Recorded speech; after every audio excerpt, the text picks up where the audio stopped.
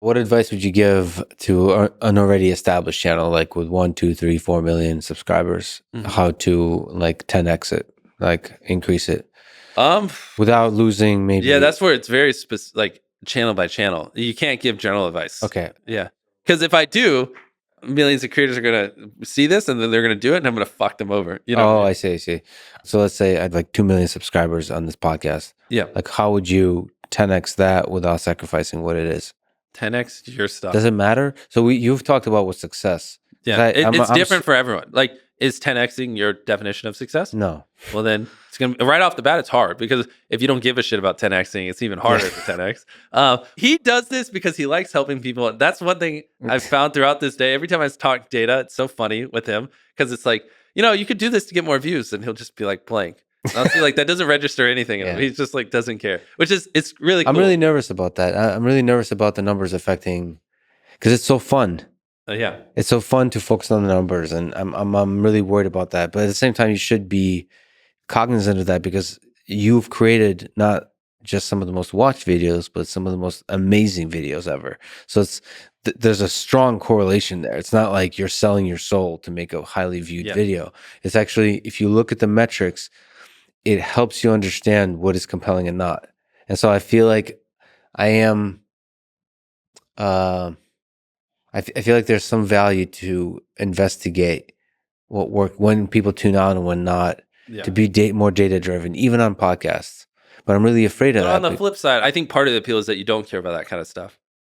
But there could be stuff that doesn't have to do anything with that, and it has to do with stylistic choices of lighting and cameras, or maybe with, for example, topics. Yeah. Like even what you've asked me here is like different than what most people ask me. Yeah. So it could be, and it'd be nice to understand that. But yeah, again, I'm worried about polluting the creative process. At the end of the day, this is a true case of it's your own intuition. Like, your viewers better than anyone else. Whatever. See, I'd like to push back on that. I really don't. You do. Who else? Name one person who knows your viewers better than you. Somebody that looks at numbers of podcasts. No, you know your viewers. You know you're the only. How many episodes have you done? 350. Exactly. But I'm not paying attention. You're the only one who's watched every second of all 350 of them. Probably. Okay. That's just not. No, well, I haven't. But because you did it, so you do know what's in all of them. Your content is you. People. I'm telling you, you do. And this is just one of those moments where you're an intelligent guy and you just have to trust your instincts. Like, just think, what is the typical Lex viewer? And what do they want? I don't think like that. But that's all you would have to do. And whatever your gut tells you, that would be the best guess. You don't know what the typical viewer is, though. I don't, because to investigate that would be very, very difficult. And then you have to start looking at the numbers. You have to start to consider demographics. Yeah. The only way I know that anybody even watches it is because I'll sometimes run into people, like when I run along the river, and they'd be like, "I love you, Lex." It's like, okay, well that's that's a data point, and they're like cool people. But I don't know, I don't have any other. It's difficult, man. It's difficult to know. It's difficult to know who listens to podcasts. It's difficult to. Do you have a sense of who's? I mean, you're so huge that everybody watches. Yeah, but no, I still do. I'd say if you were to just put a gun to my head and you're like, all right, we're gonna pick a random person that watched your last video, and you have to roughly guess what they are, and if you're not close, we'll kill you. I would say probably a teenager that plays video games. Some that would be probably the typical one. And then there are people that are maybe a little bit younger, a lot of people that are older as well. But in a random sample size, yeah, it's probably a male boy that plays video games. That's the best way I would describe it. But I don't try to pertain to him. I just make whatever I think is interesting and good content. And this is what we were talking about before. Even though hypothetically 35 to 40% of my audience is women, which is less than a majority, if we get 100 million views a video, that's still 30 to 40 million females that watch every video, which is probably the largest views per video for women on the whole platform, which you wouldn't think that. I can't think of a single other creator that gets more women to watch their videos than that. And so it's just anything, even people above the age of 30, even if it's only 3 or 4%, that's still 3 to 4% of 100 million views is a lot of people that age. So we hit a large group of kind of every demographic, if that makes any sense. So what if we look at other maybe more challenging kinds of channels, or not, but if we look at educational, for example, like lectures, or if we look, educational, it could be short videos. How would you 10x that, like something on robotics, on biology, on science, on engineering, on all of that. That's more educational focused. We would honestly just have to pull because it's the same way as if you went to Gordon Ramsay and you said, how would a new cook better? It's like, even then, that's not even specific. You have to go channel by channel. You really do, or I'm giving horrible advice, because if there was these just golden rules, everyone would do it. You know what I mean? Like if there's these magical little principles.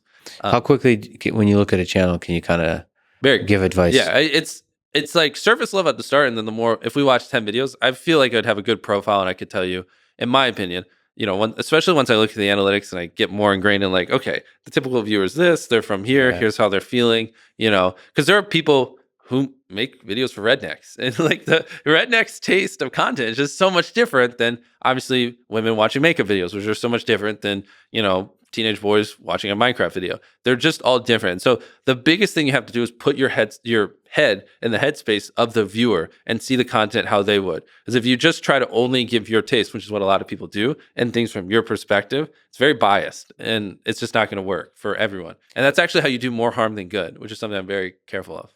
Yeah, but at the same time, just generating a lot of ideas. I think the first time I've talked to you was on Clubhouse, actually. Yeah. And I mentioned something about robots, and like almost immediately you went to generating a bunch of ideas around robots. Oh, yeah, easily.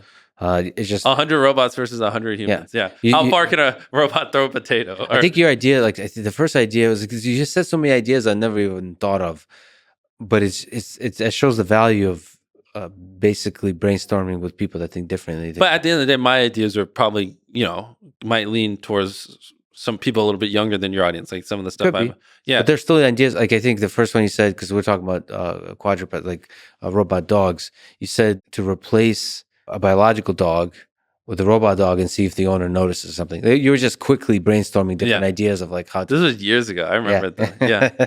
Which is just, I mean, it's like, oh yeah, I never really thought about that kind of, sort of, it's the tension between what does it take for a robot and our AI system to replace the biological systems that the biological creatures that we love in our lives. Yeah. But like, that was like the pace of idea generation was the thing that struck me today and in general. It's like that's how you get at good videos, is you keep thinking. It's much easier to make a video around a good idea, obviously, than a bad one. Like you just setting yourself up for success.